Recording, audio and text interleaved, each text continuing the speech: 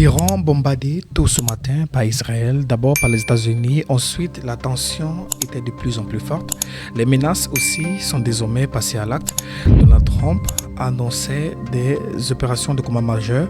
Il veut, dit-il, détruire les capacités de missiles iraniens et de réduire à néant sa marine. Mais l'Iran a riposté et a frappé à son tour Israël. Alors ici, c'est la télévision d'État iranienne qui montre les premiers résultats des frappes sur la capitale Téhéran. Parmi les objectifs des hauts responsables militaires et politiques de la République islamique, mais la cible principale, c'est le nucléaire. Alors ici, vous avez, je vous laisse un extrait de Donald Trump qui a laissé un mot ce matin. A short time ago, the United States military began major combat operations in Iran.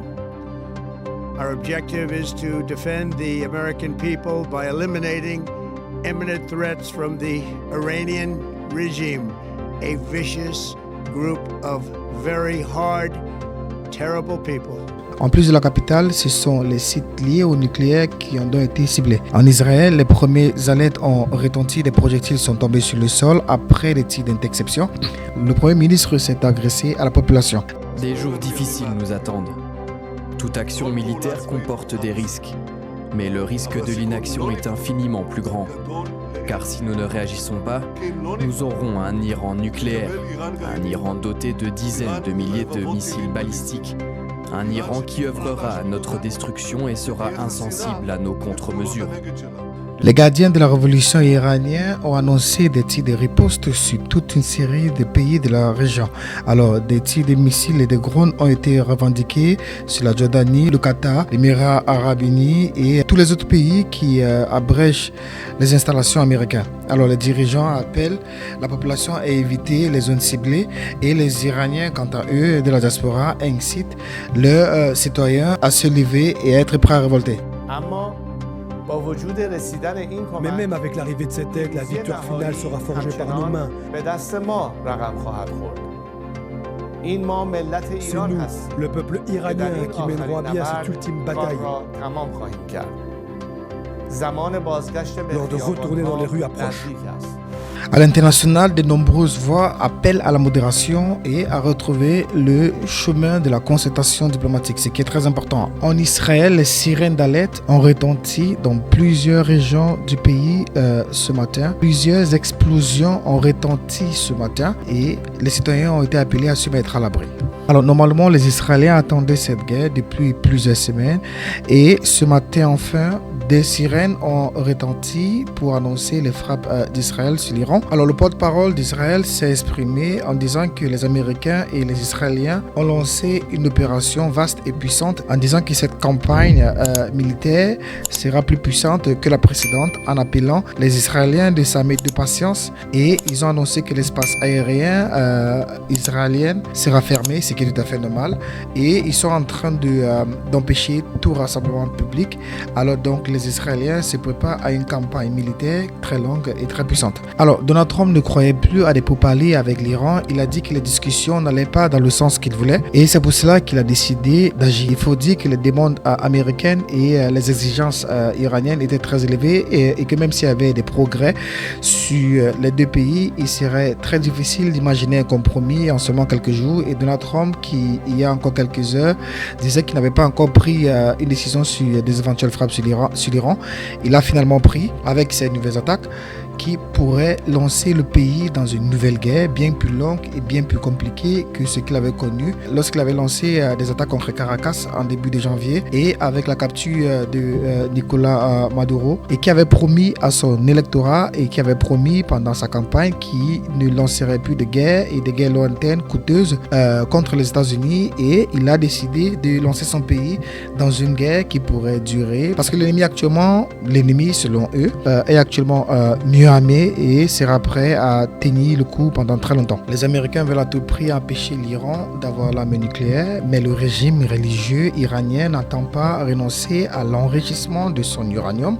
Il ne voulait pas non plus parler de son arsenal balistique ni du soutien qu'il apporte aux groupes armés, le Houthi, le Hezbollah, le Hamas, qui ont pour objectif de détruire Israël. Et c'est donc main dans la main que Israël et les États-Unis lancent donc cette opération surnommée Fureur et Rugissement du Lion. Alors il faut noter que c'est pas la première fois que les États-Unis frappent l'Iran. Ils ont frappé récemment. Il est question de savoir actuellement si c'est différent cette fois-ci. Alors c'est différent parce que l'objectif annoncé est le changement du régime en Iran. Alors Donald Trump appelle actuellement les Iraniens à s'emparer du pouvoir lorsque l'opération militaire va prendre place. Alors combien de temps cela peut-il durer? Mystère, parce que beaucoup disent que le régime iranien est à bout de souffle parce qu'il est contesté par sa population. On a vu des vidéos il y a de cela quelques temps. Nous pensons que les guides iraniens aujourd'hui, s'il fallait que ce régime chute, ils vendront cette chute justement très cher parce que nous imaginons qu'ils vont réprimander très sévèrement la population qui va vouloir s'élever contre eux. Ce qui a changé également, c'est la mobilisation américaine au Moyen-Orient. Actuellement, elle est en nombre. Alors, ce qui est présagé actuellement, un passage à l'acte des États-Unis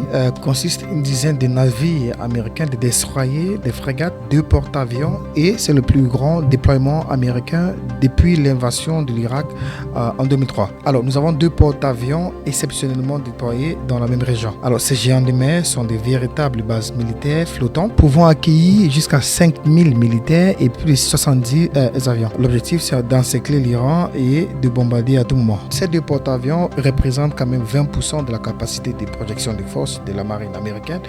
Ils font partie des plus grands porte-avions dans le monde et ils ont une capacité de force de frappe qui est quand même assez impressionnante. Quand vous prenez les 2 porte-avions combinés, vous avez plus ou moins 165 avions à bord, plus les drones, plus les missiles. En fait, c'est ce qu'on appelle un Striker.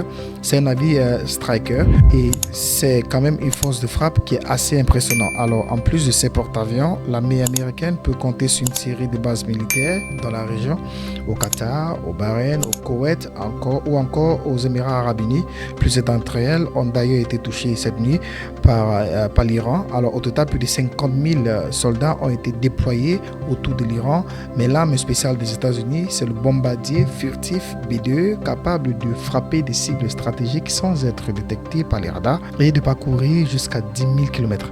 Alors, vous avez effectivement une capacité de bombardement stratégique avec les B-2 et les B-52 qui peuvent décoller de partout dans le monde et de manière globale en faisant un replein de fuel et ils peuvent frapper partout dans le monde. Et on tient à noter que c'est l'un des déploiements les plus colossaux depuis la guerre en Iran depuis 2003. Alors, on voit que les États-Unis sont vraiment déterminés à en découdre. Alors, on le voit que les États-Unis sont déployés dans plusieurs endroits et c'est toute une région qui risque de s'embraser avec des conséquences très importantes. Alors la question est de savoir est-ce que les États-Unis et Israël ne viennent pas tout juste d'ouvrir une boîte de Pandore. Alors il faut noter ici que l'Iran est attaqué et selon la charte des Nations Unies, cela lui offre le droit de répliquer au nom de sa légitime défense. Et l'Iran a frappé de façon simultanée plusieurs bases américaines au Bahreïn, en Irak, au Qatar, en Arabie Saoudite. Il a aussi lancé des missiles contre Israël. Il y a donc un risque d'embrasement réel dans la région. Alors, mais est-ce que l'Iran a les moyens de résister sur la durée? Alors, on vient de voir justement le déploiement américain, il est très immense.